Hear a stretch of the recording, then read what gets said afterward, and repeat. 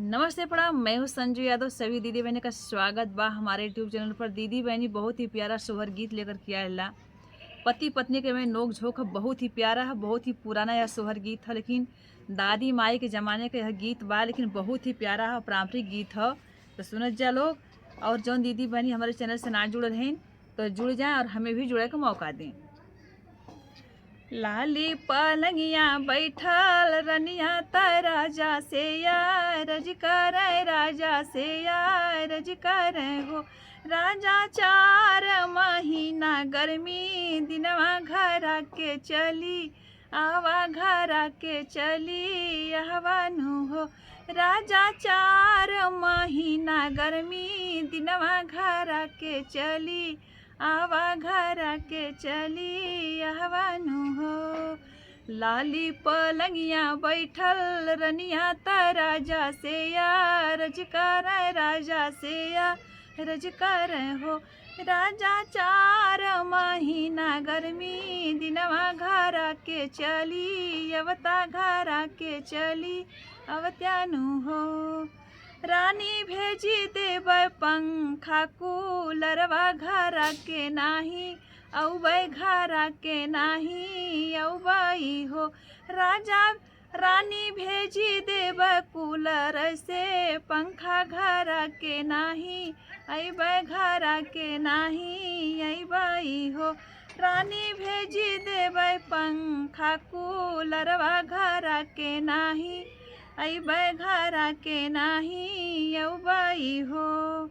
लाली पलंगिया बैठल रनिया त राजा से रज कर राजा से रज कर राजा से रज कर हो।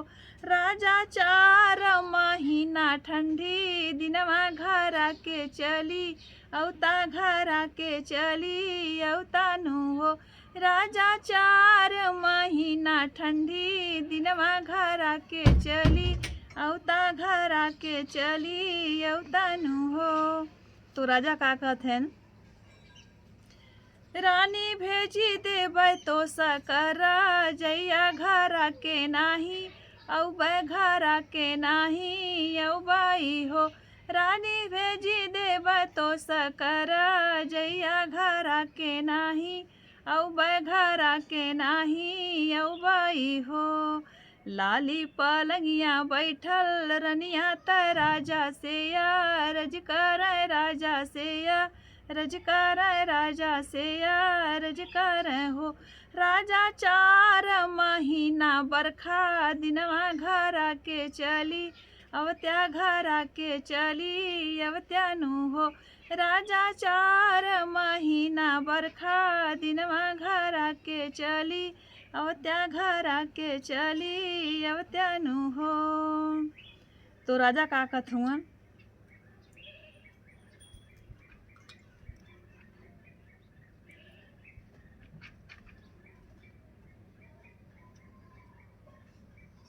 लाली पलंगिया बैठल रनिया त राजा से रज कर राजा से रज कर हो।